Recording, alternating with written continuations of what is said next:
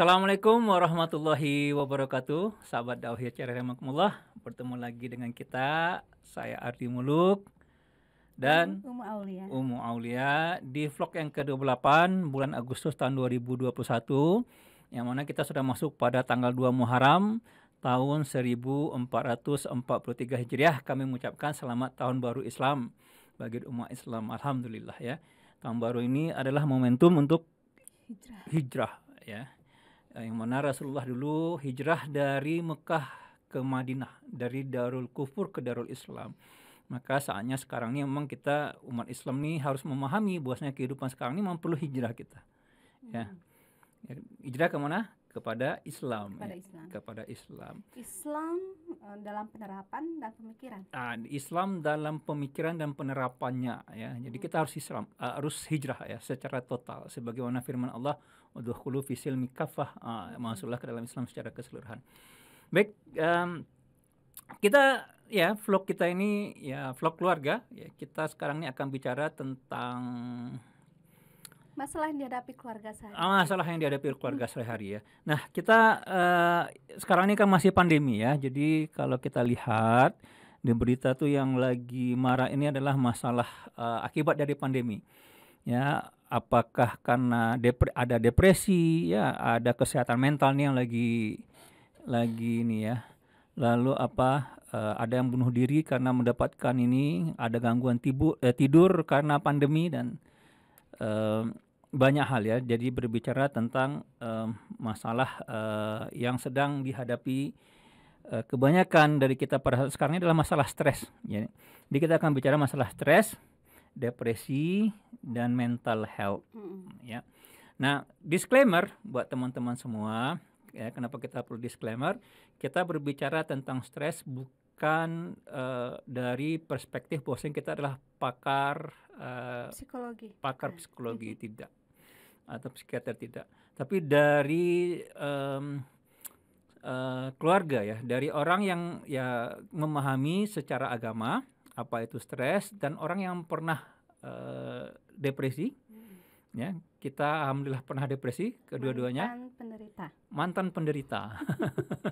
Dan alhamdulillah kita keluar dari depresi itu tanpa drugs gitu ya, tanpa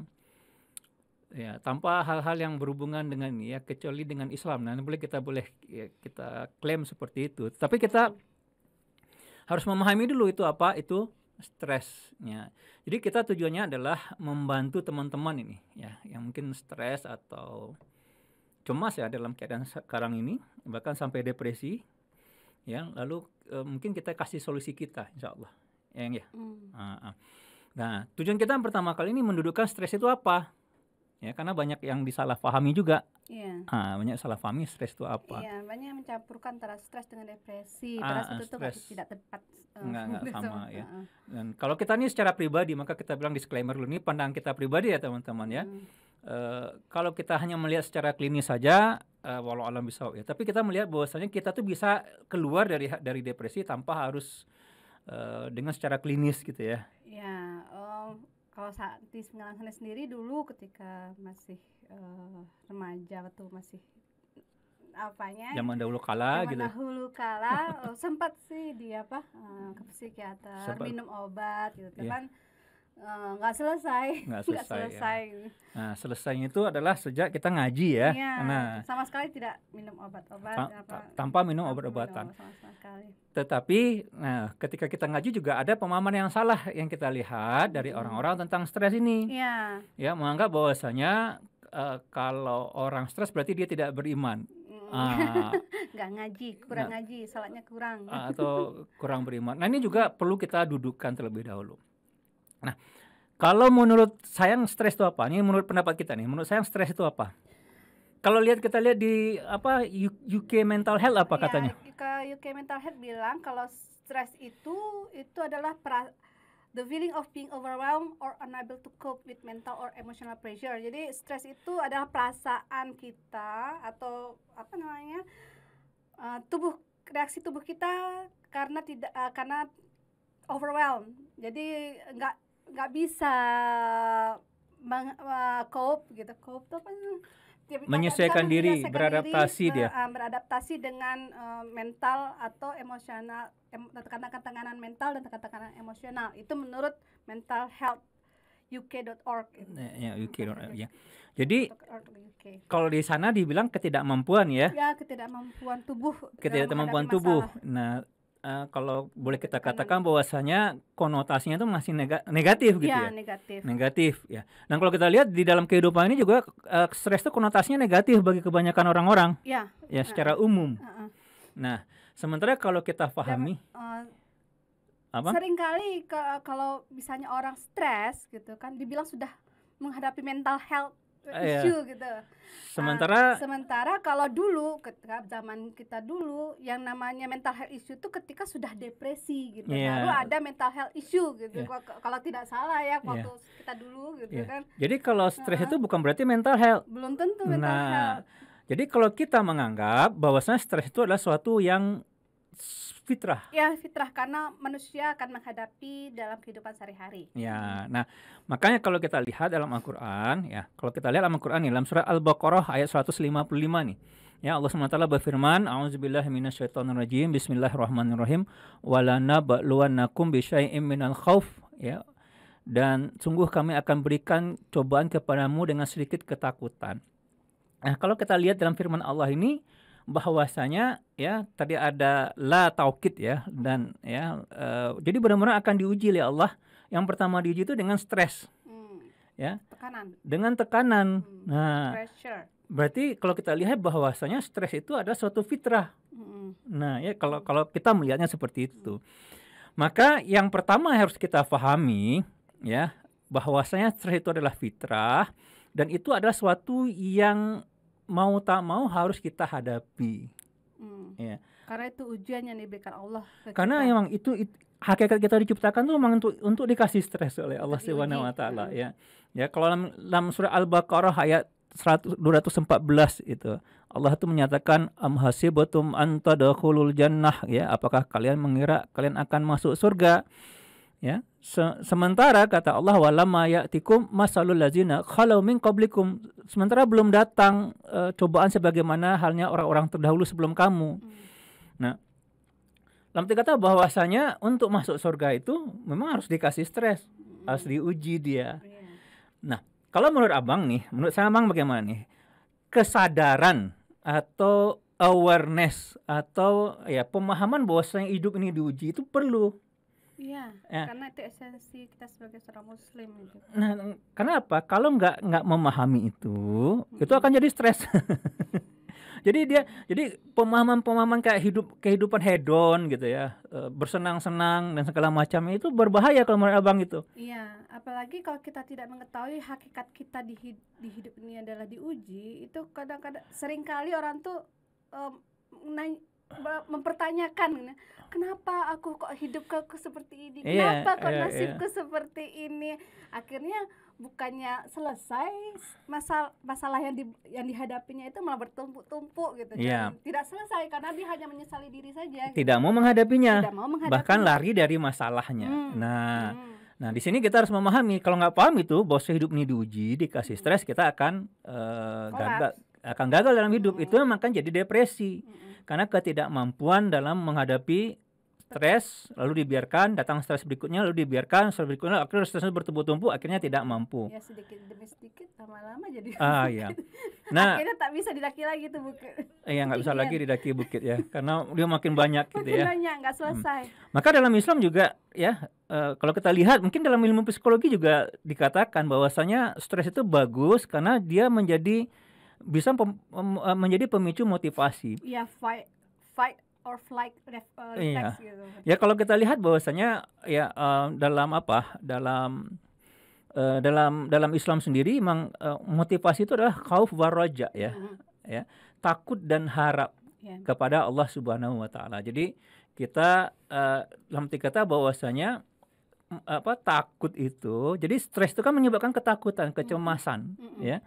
Itu menyebabkan orang itu berbuat. Ya, akhirnya termotivasi untuk berbuat. gitu. Iya. Untuk menyelesaikan masalah yang dihadapinya itu tadi. Nah, maka di sana harus paham dia harus menyelesaikan masalah. Nah, Islam itu sangat luar biasa memberikan itu. Ya, di Islam sendiri kan sebetulnya sudah banyak solusi-solusi yang Ya, diberikan gitu kalau kita menghadapi masalah ujian yang diberikan oleh Allah gitu kan. Ya. Ada guidance yang bisa kita ikuti sehingga masalahnya selesai dan kita tidak mendapatkan masalah baru gitu Iya, kan. tidak Yang mendapat- masalahnya sekarang ini dengan kehidupan sekarang kan kadang-kadang untuk menyelesaikan suatu masalah kita membuka masalah yang baru Iya. dan akhirnya stresnya nggak selesai-selesai, Ya, benar. bertumpuk-tumpuk jadinya Bertumpuk. kan. Oke. Nah, ini sudah jelas ya, satu benang yang perlu kita jelaskan Ya. ya, bahwasanya stres itu fitrah dan harus dihadapi. Jadi kalau lari dia masalah maka akan jadi nanti depresi dia ya. Ya. Karena ketidakmampuan dia menghadapi masalah yang bertumpuk-tumpuk. Mm-mm. Lalu dia menyangka dirinya tidak mampu, kan itu yang seperti itu ya. Iya. Orang depresi itu kan selalu menyangka dirinya rendah, tidak layak dan segala Ya, macamnya. inferiority complex-nya Dan segala macamnya. dan segala macamnya. Iya. Ya. Dan tetapi itu kalau kita pahami ya, kalau abang pahami ini adalah dikarenakan memang tidak adanya solusi yang diberikan secara Islami kalau abang melihat seperti itu. Iya, sehingga Nah. kita nggak bisa lihat jalan keluarnya apa gitu. Iya. Tertutup karena ya kalau kehidupan sekarang tuh segala sesuatu tuh ada keterbatasan gitu kan. Jadi Oke. kayaknya kita tuh nggak bisa melihat jalan keluar kemana kita akan pergi Oke. gitu. Nah, berarti memang teman-teman semua ya ada kesalahan pemahaman yang terlebih dahulu ya, ya terhadap stres ini. Satu hal yang perlu kita ini juga ya, perlu kita clearkan, kita perlu jelaskan bahwasanya ketika orang itu sudah tidak mampu lagi atau merasa tidak mampu lagi menyelesaikan masalah Overwhelmed. atau overwhelm, tentu dia perlu support. Iya. Karena apa? Karena dia kerangka pemikiran itu tidak punya. Hmm. Jadi memang stres kalau orang sudah depresi itu nggak bisa, kamu harus ngaji saja, kamu harus atau berzikir saja, itu nggak bisa kalau sudah sampai depresi. Iya, karena dia butuh jalan keluar. Dia butuh jalan keluar terlebih dahulu dan butuh support, Iya. ya, dan butuh support terlebih dahulu. Ya, dan agar dia mau dia berbuat gitu ya, agar dia mau dia selesai dari permasalahannya, tentu pemikirannya harus pemikiran yang benar. Iya. Dan pemikiran yang benar itu adalah Ditata lagi pemikiran. ini konstruktif dia, bukan pemikiran yang hanya sekali ini saja gitu atau langsung ngaji langsung selesai. Jadi kalau menyuruh orang apakah dengan berzikir atau dengan apa untuk selesai dari stres itu ya itu kurang tepat. Kalau kita bilang salah, Enggak juga, soalnya berbeda ya. Kalau zikir sama ngaji itu kan sebetulnya menata hati. ya Sedangkan kalau hati itu sendiri, kalau untuk dibawakan ke stres, mungkin hati tenang sebentar ketika saat itu, tapi karena masalah itu sendiri masih ada di depan mata kita gitu gitu. kan. Selesai ngaji nanti sebentar lagi nampak lagi masalah, ya stres lagi gitu. Iya. Jadi berarti kan masalahnya stresnya nggak akan selesai. Benar. Berarti kan. Ya, maka perlu support abang bilang tadi. Iya, Ya, perlu support ya kepada orang-orang yang sampai tingkatnya depresi. Jangan disesakkan, ya, harus ditata pemikirannya satu persatu. Ada Pelan-pelan. terutama masalah akidah kehidupan, tentang hakikatnya kehidupan. Iya. Ya, kan kalau kita lihat kan orang tuh stres kan karena tidak paham tentang hakikat kehidupan ini untuk apa tadi. Iya. Pertama nggak tahu, kalau nggak paham untuk diuji. Nah, seperti itu ya. Islam itu kan luar biasa. Atau misalkan tidak paham bahwasanya dunia ini fana. Ya, Iya. akan ada kehidupan yang berikutnya. Ya, misalkan kita nggak senang di muka bumi ini, ya kan nanti Allah akan kasih senang kalau kita sabar, ikhlas, bertakwa kepada Allah kan. Nah, itu kan mengurangkan stres itu sebenarnya Iya, ya. karena beban itu paling tidak terangkat Iya, sebagian. diserahkannya ya. Kepada Allah diserahkan bebannya sebagian. Iya, kan. nah. Tinggal bagaimana dia ke depannya lagi. Iya. Nah, itu kan tidak bisa dengan orang dia depresi suruh ngaji atau apa, kan banyak tuh. Misalnya kalau ada orang yang marah-marah segala macam, kurang Kurang beriman, ya. kurang bersabar. Nah, apalagi kita memahami bahwasanya komunitas ini atau umat Islam ini perlu bantuan dengan keadaan pada saat sekarang ini, Ya, pandemi sekarang. dengan pandemi, yang mana kehidupan juga bukan kehidupan Islam. Iya. Ya, Heeh. ya itu wajar saja orang jadi stres ya. Ya, karena apa? Karena untuk support itu boleh dibilang kalau dibilang minim bagaimana ya, tapi tidak sebagaimana dalam sistem Islam Iya. ya. Ya, karena dalam sistem Islam ya membantu sesama manusia, apalagi memberikan pemahaman akidah Islam kepada dia adalah suatu kewajiban ya, kewajiban bagi negara, bagi masyarakat dan juga bagi setiap individu sama Sehingga mereka. segala lini itu sama-sama apa namanya berjibaku sehingga yang mental health ini tadi tidak terjadi. Stres Iya. mungkin ada, stres tetap ada pasti kan, tekanan-tekanan yang terjadi ketika pandemi segala macam itu kan itu stres kita yang kita Iya. hadapi sekarang. Tapi karena ada apa namanya, ada dari pribadi kita ngaji gitu, kita belajar bagaimana apa namanya belajar Islam secara kafah itu tadi gitu. Kemudian masyarakat mendukung di sekitar kita. Kemudian negara juga memberi bantuan dari belakang gitu, memberikan bahan makanan gitu, bahan pokok, menyiapkan obat-obatan gratis untuk kan, dan vaksinnya itu kan kalau di Islam kan namanya obat-obatan dan lain sebagainya itu kan negara yang harus menanggung sebenarnya ketika ada wabah ini kan. Nggak ada wabah pun obat-obatan juga gratis gitu kan kalau di kalau negara itu dia memperhatikan kesejahteraan individu masyarakatnya. Nah, di sini kita akan paham. Jadi permasalahan stres, ya, depresi dan mental health yang sedang terjadi pada saat sekarang ini banyaknya, itu memang dari 3 level tadi. Level ya individu, pemahamannya yang nggak jelas, yang tidak terstruktur, tidak sesuai fitrah, tidak sesuai fitrah ya. itu sendiri. Lalu masyarakat yang tidak mensupport, ya, kan banyak masyarakat yang menciptakan stres juga banyak kan. Iya, kemudian kehidupannya juga di luar kehidupan Islam sekarang. Iya, kehidupannya kan? Sekuler, orang nafsi-nafsi individu kan.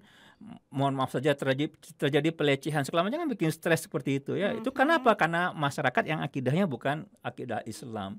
Ya, pemikirannya bukan pemikiran Islam. Kemudian disupport oleh negara yang akidahnya tuh sekarang pun negara juga tidak memberikan itu. Maka wajar terjadi begitu banyak stres, depresi dan bahkan mental health ya. Oleh karena itu teman-teman semua ya, kalau kita lihat ya kesimpulannya ya, masalah stres, masalah depresi, ya bahkan mental health yang ada pada saat sekarang ini memang dikarenakan kita jauh dari Islam. Ya boleh kita simpulkan seperti itu ya. Ya, dan itu memang tidak bisa diselesaikan secara harus sistem ini kalau kita ingin semua itu hilang. Nah, secara individu memang kita perlu ya, bagi teman-teman yang mengalami stres dan depresi ya, memang pemahamannya harus diperbaiki ya, harus minta tolong. Ya, minta tolong ya kan, karena apa namanya? Ya. Dan bagi itu perlu buat support ya. Dan bagi orang-orang yang punya keluarganya yang stres, depresi harus ditolong gitu. Jangan ditambah. Jangan disesakkan. Jangan disesakkan, jangan ditambah-tambah. Sesak napas. Iya. Nah, bukan apa-apa. Nah, banyak kejadian memang ada orang yang mendesak anaknya gitu, tiba-tiba anaknya bunuh diri kan, ya seperti itu kan. Karena tidak sesuai dengan apa? Nah, ini penting ya, harus kita pahami. Jadi teman-teman semua ya, jadi kita bicara masalah stres dan depresi gitu ya. Kita berdua alhamdulillah mantan ya. Kita ini mantan dan kita alhamdulillah berhasil keluar. Dan memang dimulai dari kita mengaji, dan itu perlu waktu yang lama ya untuk menata pemikiran. Iya, menata pemikiran yang awalnya tuh kita tuh cara berpikir kita tuh ya cara sekuler. Ya anggap sekuler gitu ya. Tetapi dengan Islam standarnya berbeda. Ya, lalu Allah memberikan hidayah. Harus dirombak ulang, kemudian disusun lagi satu demi satu. Lalu apa? Kita saling support. Nah, ini yang paling penting ya. Nah, yang jadi permasalahan bagi orang yang tidak pertama ya, orang yang stres dikarenakan pemahamannya tidak Islami gitu ya. Tentu dia bergantung kepada lingkungan ya yang di luar. Nah, ketika lingkungan itu tidak Islami juga, yang ada terjadi dengan sistem sekuler ini, kalau orang itu stres atau apa gitu ya, dianggap tidak berguna. Stres saja sendiri. Ya, stres saja sendiri, bertambah-tambah stresnya kan seperti itu. Ya, jadi solusinya memang harus dengan Islam. Nggak ada lebih dari Islam ya sayang ya.